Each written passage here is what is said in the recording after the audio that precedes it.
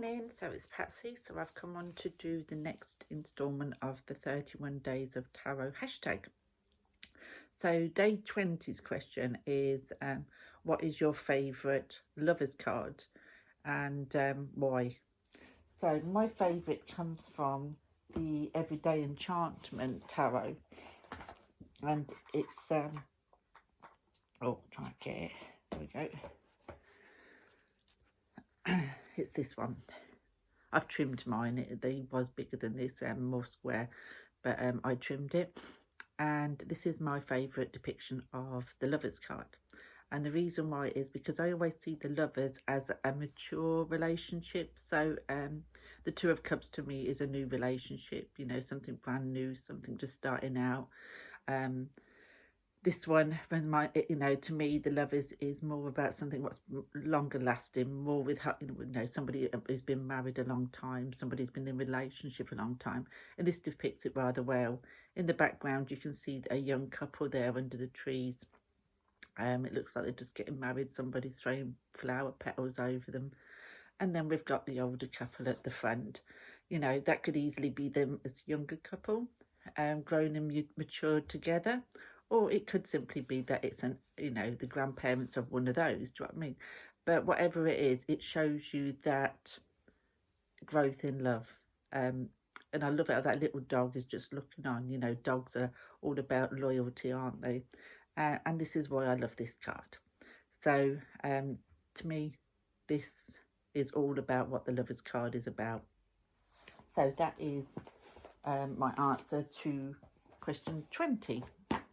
So question 21 or day 21 is what 3 card spread is your favourite? Well, I don't really have a favourite because I'll pull 3 cards on a daily basis and I'll change the positions to whatever I want them to be changed to.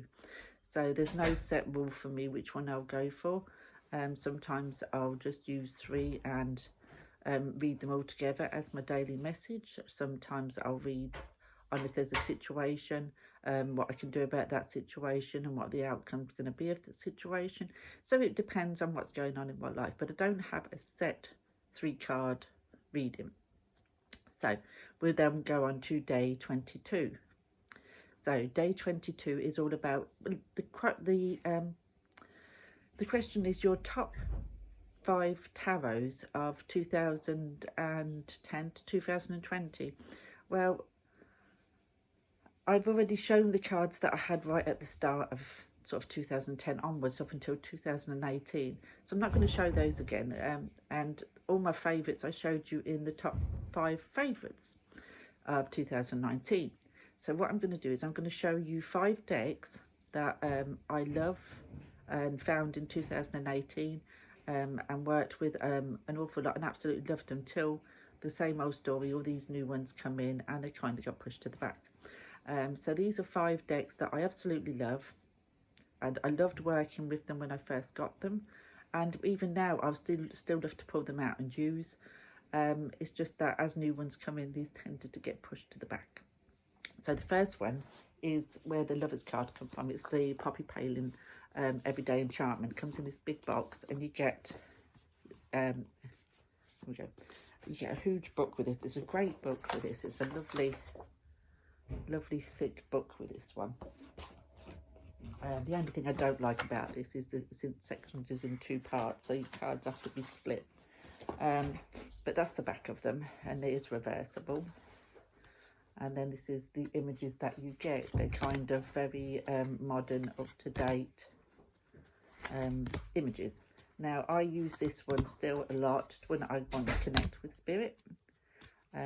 These, because they show everyday life so well, intuitively I pick up so much with these and do readings with these.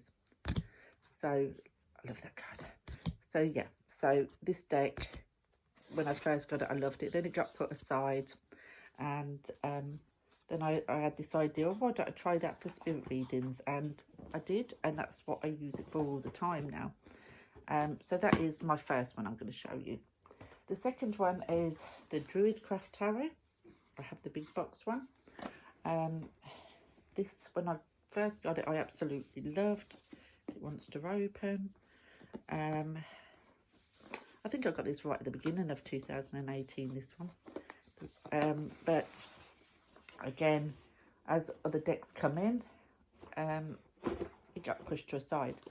Huge book. You can see where I've had. Again, I didn't like this because they're separated into two. I have trimmed mine again because of the big cards. But this is one I'm going to try and reconnect with this year because it is gorgeous tarot. And I only really stopped using it because, like I said, I got all these new ones coming in and it just kind of got pushed to the back and I never tended to reach for it. But it's a beautiful tarot and I love working with it. And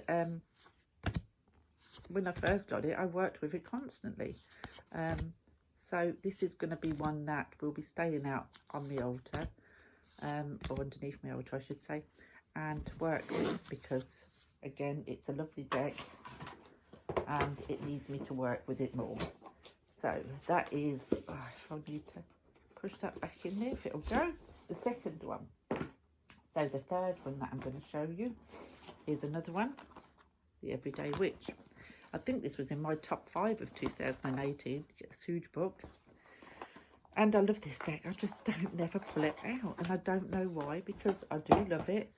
And it's such a fun, lovely deck to use. And it reads like really like a dream. Do you know what I mean? It's so fun, straight to the point.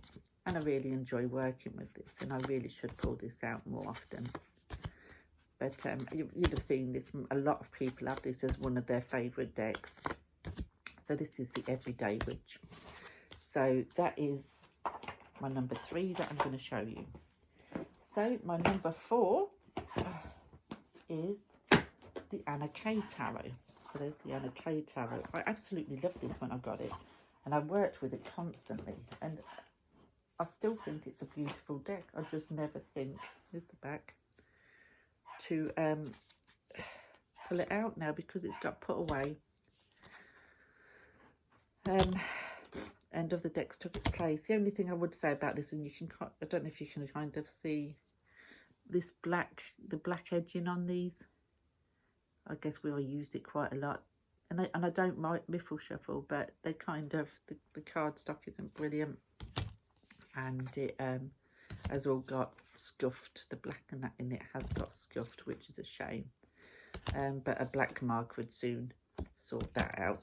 Because this is a lovely tarot, very Rider-Waite Smith, very easy to read with, gives great readings, and I really should leave this one out and work lovely sun card. No naked babies on that one. So yeah, so that's the Anna Kay Tarot. So that's another one that I did love. I still do love. I just need to pull it out more often.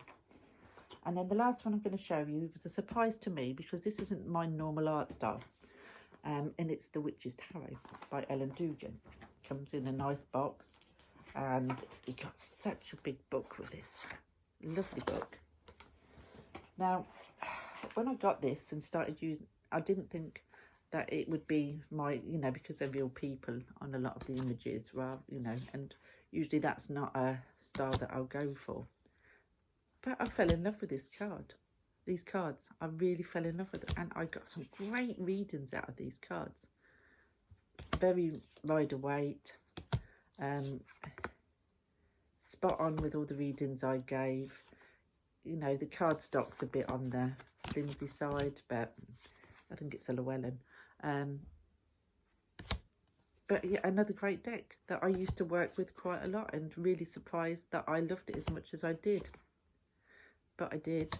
And I should, again, use this more often. And this is the problem when you have so many decks.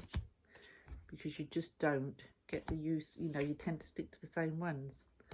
But again, this is one I'm going to be trying to pull out more in 2020 because I'm going to try and curb my spending.